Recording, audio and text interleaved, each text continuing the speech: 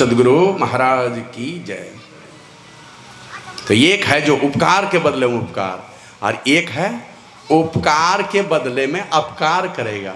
आप भला कहिए, अब मौका लगेगा तो वो आपका बुरा ही करेगा। लेकिन ये कैसे होते हैं, आप अपकार भी कीजिएगा तो वो आपका उपकार ही करेगा।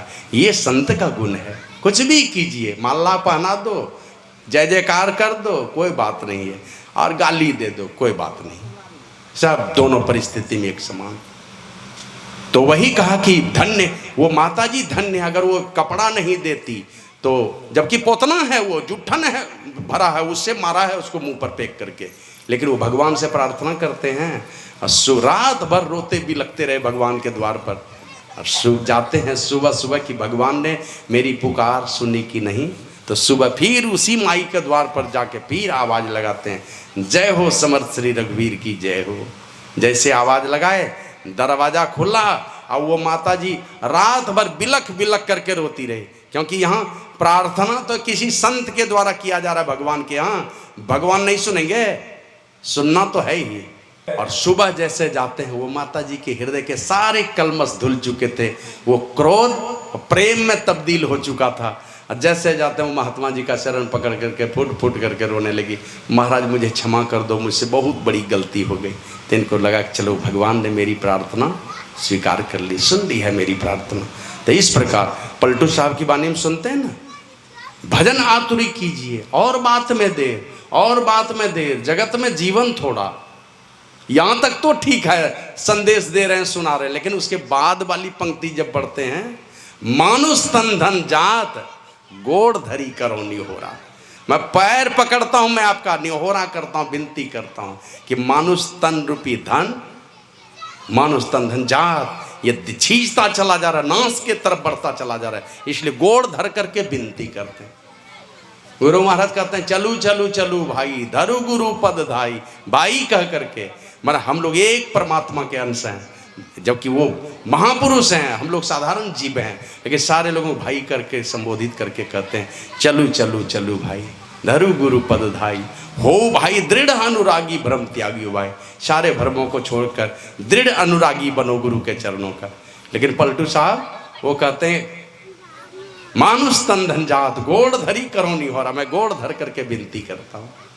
और बाबा कबीर को सुनिए, जहाँ सुनिए, कहे कबीर सुनो भाई साधु, कहे कबीर सुनो भाई संतो, सब खाली साधु संत को उपदेश किए हैं, माने साधारण लोगों को संत कह करके, साधु कह करके संबोधित करके, जैसे छोटे बच्चे को देखते हैं नुन्नू बाबू कह करके किसी तरह से फुला करके लोग आगे बड़ा काम करने के लिए तैयार कर लेता है, उसी तरह दुनिया के लोगों में गंदगी भरी है, लेकिन वो संत भगवंत बाबा कबीर वो कहते हैं, कहे कबीर सुनो भाई साधु, कहे कबीर सुनो भाई संतो, सुनते हैं ना।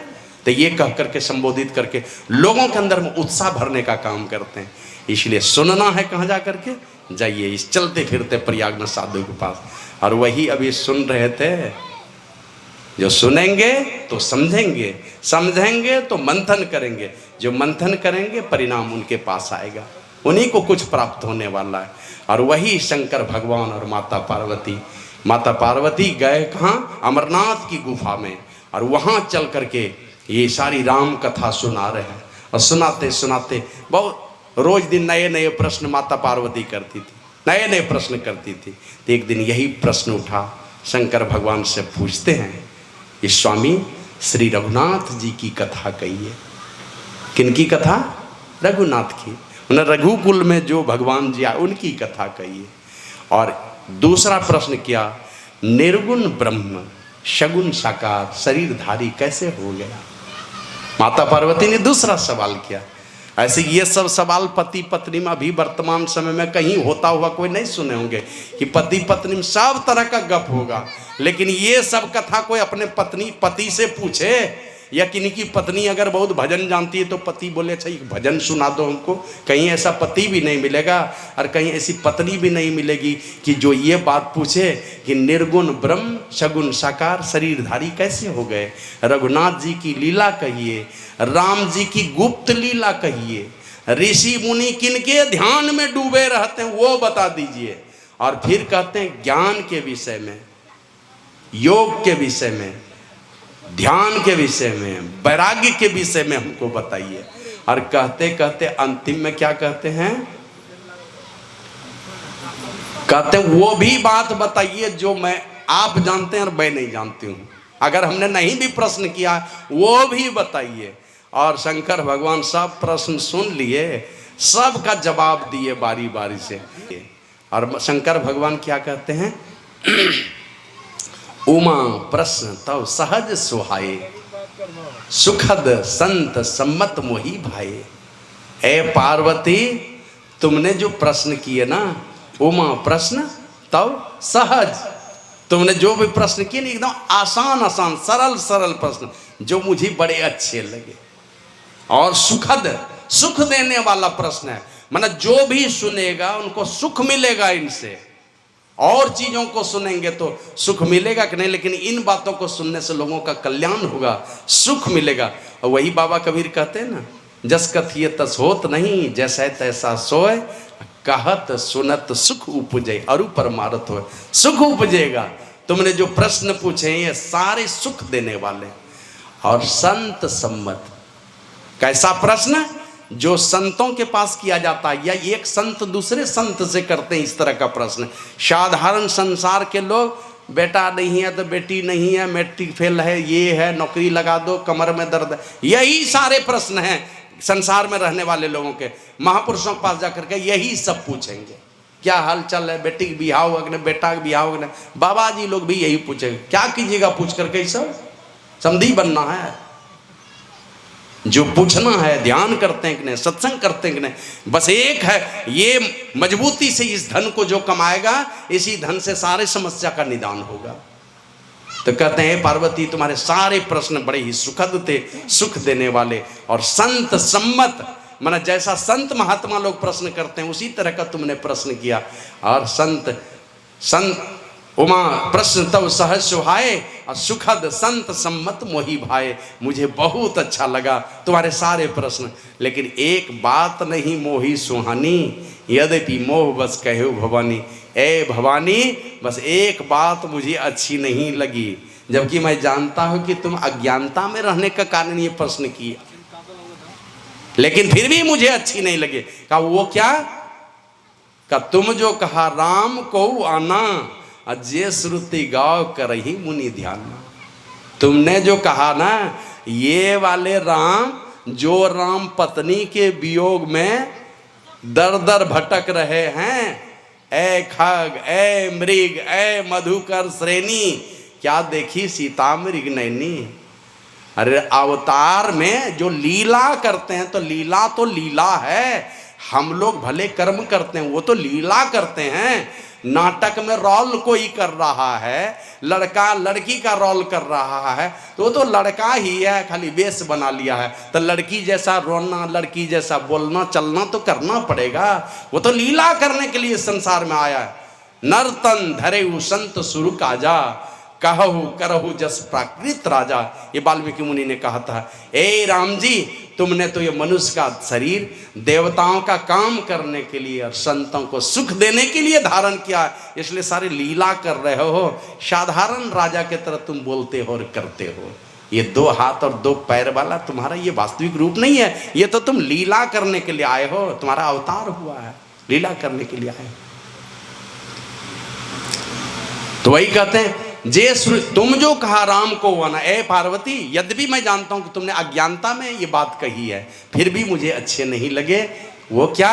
का तुमने जो कहा, तुम जो कहा राम को आना, अजय श्रुति गाओ धरई मुनि ज्ञाना। वेद जिनका गुणगान करते हैं जिस राम का, और जिस राम का मुनिगण ध्यान करते हैं, वे वाले राम कोई दूसरे हैं। और ये वाले राम जो है ना, जो पत्नी के खोज में बिलख रहे हैं ना, ये वाले राम कोई दूसरे हैं। और ऐसा कौन कहते हैं? तो वही शंकर भगवान माता पार्वती को कहते हैं, कहहीं सुनहीं अस अधम नर, ग्रसे जे मोह पिशाच। अज्ञानता रूपी भूत जिसको निगले हुए है ना, माने अज्ञानता में डूबा हुआ है, अंधकार में डूबा हुआ है, वही इस तरह का कहते हैं। ग्रसे जे मोह पिशाच, और पाखंडी हरि पद विमुख, जानई झूठ ना साच। वो झूठ जानता है, सच नहीं जानता है। वो कारण क्या है? का मुकुर मलिन अरु नयन बिहुना, राम रूप देखई किमी देना। नयन से विहीन है, माना दिव्य दृष्टि से विहीन है, और मन रूपी मुकुर भी गंदा है, मन रूपी दर्पण भी गंदा है, तो राम का रूप कहाँ से देखेगा? तो जिसको, जो पाखंडी है, जो अज्ञानता रूप भूत जिसको निकले हुए है, जो सच नहीं जानता है, झूठवादी है, जान ही झूठ न साँच, जो झूठ जानता है सच को नहीं जानता है, वो अज्ञानता में डूबा हुआ है। और अज्ञानता में डूबा हुआ परमात्मा का रूप का कहाँ से बखान करेगा? इसलिए वे लोग ही ऐसा कहते हैं। वे तो सारे संसार के सृष्टा हैं, सारे संसार को चलाने वाले हैं, और ये कहते कहते वही तब कहते हैं वे ही परमात्मा नर रूप में आए हैं इस संसार में, राम ब्रह्म परमार्थ रूपा, इस प्रकार की चर्चा आई है। और वे सारे संसार के सारे दुखों का हरण करने वाले हैं, इसलिए उनको हरि भी कहा गया, सारे दुखों का हरण करने वाले। तो वही कहते हैं, जिन हरि कथा सुनी नहीं काना, श्रवण रंध्र अहि भवन स्वामी। ए पार्वती, जो सारे दुखों का हरण करने वाले वो राम जी हैं, उनकी कथा नहीं सुनी, उस हरि की कथा नहीं सुनी। हम लोग एक भी है ना, बहरे आदमी भी कुछ ना कुछ सुनना चाहते हैं, इशारे में ही सुनते हैं, लेकिन सुनना चाहते हैं। हम लोग भी बचपन से लेकर के आज तक सुनते आए हैं, और सुनना एक ऐसी क्रिया है ना, सुनने ने ही किसी को कलेक्टर बना दिया, और सुनने ने ही किसी को चपरासी बना दिया, सुनने ने ही किसी को झाड़ूदार बना दिया। जैसे लोगों की बातों को सुना, बस वो ऐसा ही होता चला गया।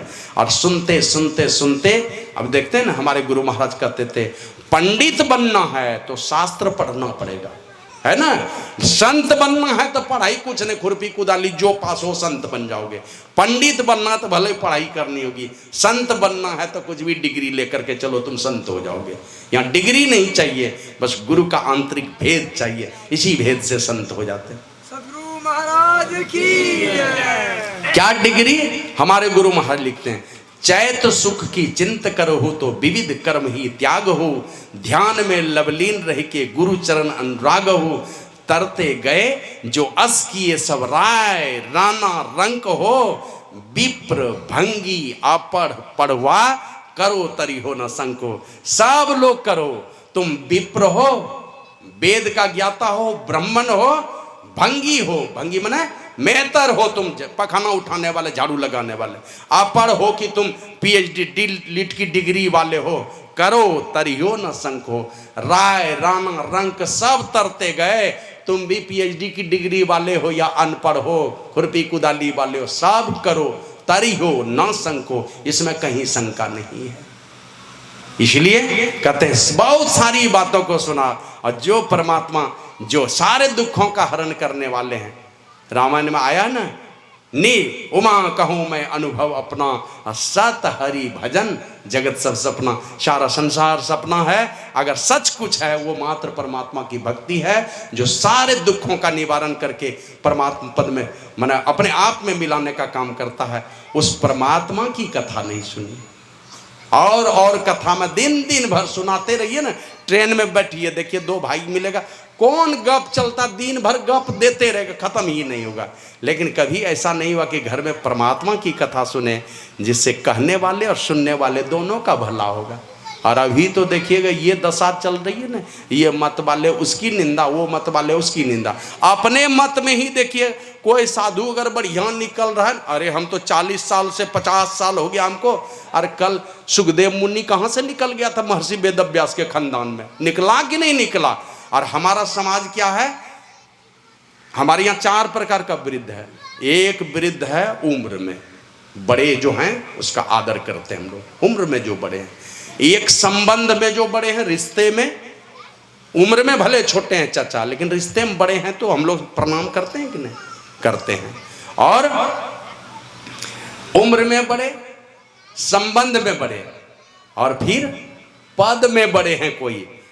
अब हेडमास्टर आ गया कम उम्र वाला, डायरेक्ट वाला आ गया, अब प्रमोशन पाते पाते असिस्टेंट टीचर आया है, तो हेडमास्टर को प्रणाम करता है कि नहीं, 30 साल वाले हेडमास्टर को। एसडीओ आ गया 25 साल का, ऑर्डरली उसका है 55 साल का, तब प्रणाम हुजूर नहीं करता है। तो पद में जो बड़े हैं उनको लोग नमन करता है। लेकिन हमारे यहाँ ज्ञान में जो बड़े हैं, ज्ञान में जो बड़े हैं, उनको प्रणाम ही नहीं करते हैं, प्रणाम तो करते ही हैं, उनकी पूजा भी करते हैं। माना जो ज्ञान में बड़े हैं वो आदरणीय तो हैं ही, पूजनीय भी हैं, और शेष उम्र में बड़े हैं, संबंध में बड़े हैं, पद में बड़े हैं तो आदरणीय हैं। पूजनीय तो होंगे जो ज्ञान में बड़े होते हैं। तो अपने ही संस्था में एक दूसरे की निंदा करो, इसका टांग खींचो, उसको तोड़ के अपने में मिला लो, इसको तोड़ के अपने में मिला लो, ये सबसे किसी का भला होने वाला है? किसी का नहीं होगा। निंदा शिकायत ये वो कीजिएगा और कचड़ा भर जाएगा, मरने के समय वही सारा कचड़ा सामने में आ जाएगा, आप ही को अधोगति में लेकर चला जाएगा। तो इन सारे चीज़ों से अपने को बचा के एकदम सरल, और नारायणोपनिषद में लिखा है जब कोई शिक्षा दीक्षा लेने के लिए जाते हैं, एकदम सरल, संतोषी, कम इच्छा वाला, मधुर स्वभाव लेकर के हृदय के सारे कलमशों को निकाल करके एकदम हाथ जोड़ करके दीन भाव से जा करके कहिए कि गुरुदेव मुझे ब्रह्म ज्ञान का उपदेश करो, क्योंकि दुनिया का सबसे बड़ा सौदा करने के लिए जा रहे हैं। और गुरु जो दीक्षा देने वाले हैं उनको भी हमेशा ये सोच होनी चाहिए कि हम कौन सा काम करने के लिए जा रहे हैं। इनके जीवन की बागडोर को हम अपने हाथ में ले रहे हैं, इनको परमात्मा तक पहुंचाने के लिए हमें भी मजबूती से साधना के पथ पर बढ़ना होगा, एकदम चरित्र का निर्वहन करना होगा हमको। और नहीं तो चेला का भी दुर्दशा है, और गुरु जी तो कौन जहन्नुम में जाएंगे उसका ठिकाना नहीं है। तो इसलिए ऐसे चीज़ों से, ये ऐसे महापुरुषों की संगति में जाकर के सुनना है।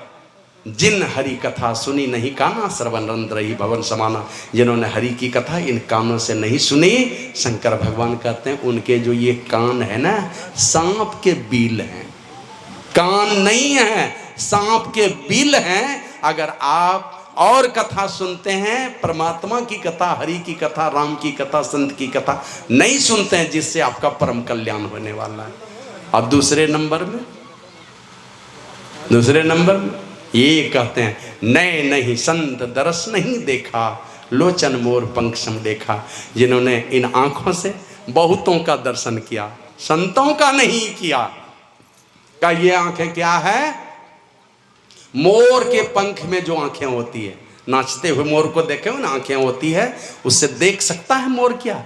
बस देखने में खूबसूरत है, देख नहीं सकता है। आंख, वो मोर के पंख में जो आंखें होती है, खाली देखने में अच्छा लगता है, उस आंख से देख नहीं सकता। एक दिन इधर मेरे एक मित्र मिले ना, तो देखते हैं चश्मा पहने हैं, एक आंख, हम लोग नहीं देखे तो उसको, एक आंख पर देखते हैं शीशा ही नहीं है। बाद में जब गौर की, भाई इसमें शीशा नहीं है, बोला शीशा की बात क्यों करता, आंखें नहीं है। मतलब वो आंख ही नहीं था, आंख नहीं था, ऊपर से शीशा भी गिर गया था। तो लोग तो समझ रहे हैं आंख है, चश्मा पहने हो तो आंख जैसा लग रहा है, लेकिन वहाँ आंख ही नहीं है, मतलब सूझता ही नहीं है उस आंख से। वही है, अगर इन आंखों से आपने संतों का दर्शन नहीं किया, और इसलिए बार बार जाकर के लोग संतों का दर्शन करते हैं, गुरु दरबार में जाते हैं, और बैठ करके नहीं गुरु दरबार में दर्शन हुए तो मानस ध्यान करके उस गुरु मूर्त को, बाबा कबीर कहते मूल ध्यान गुरु रूप है ना। और दूसरे पद में कहते हैं, गुरु साहब करी जानिए, रहिए शब्द समाए, अब मिले तो दंडवत बंदगी, मिल जाए तो दंडवत कीजिए, बंदगी कीजिए, और नहीं मिले तब तो कहते हैं जाओ गुरु बसे बनारसी, शीश समंदर तीर, एक पलक बिसरे नहीं जो गुण हो शरीर। गुरु का गुण आपके पास में है, गुरु जी कहीं नहीं बिछुड़े हैं। रोने की बात ही नहीं कि हमारे गुरुदेव छोड़ के चले गए, बस उसके उनके गुण को अपने आप में धारण कर लीजिए, जैसा जैसा कह के गए वैसा वैसा करते रहिए। समझिए आप और आपके गुरुदेव, गुरु जी बनारस में, चेला समंदर के किनारे भी है। अगर गुरु का गुण चेला के पास में, समझ लीजिए दोनों साथ ही है। तो इन आंखों से अगर नहीं दर्शन होता है गुरु दरबार में जाकर के, तो बैठ करके गुरु की मानस मूर्ति को अपने मानस पटल में उतार लीजिए, अपने अंदर में देखिए। शिव नारायण स्वामी कहते हैं, निहारो यारो गुरु मूर्ति की ओर, गुरु मूर्ति सूरति बीच निरखो तब उरु होती जो इंजोर हो जाएगा, उजियाला हो जाएगा। हमारे गुरु महाराज कहते हैं, सदगुरु सदगुरु नित ही पुकारत, छीजत पाप समूह है, और सदगुरु रूप ही में धारत। अगर अपने हृदय में सदगुरु के रूप को धारण कर लिया, तब मैंने गुरु मूर्ति को अपने मानस पटल पर उतार लिया, तब क्या होगा? तो कहते सदगुरु रूप ही में धारत, काम, क्रोध, मद, लोभ है, ये सारे काम, क्रोध आदि विकारों का दहन हो जाएगा, सब जल करके समाप्त हो जाएगा। माने ये विकार क्यों सताते हैं? इसका माना है कि मानस ध्यान नहीं हो पा रहा है। उल्टे पुल्टे बात क्यों निकालते हैं? इसका माने है कि गुरु मंत्र का जप नहीं होता है। तो इन सारे चीजों पर विचार करने की आवश्यकता है। शेष बातों की चर्चा हम लोग फिर 1 घंटे के बाद करेंगे। श्री सद्गुरु महाराज की जय।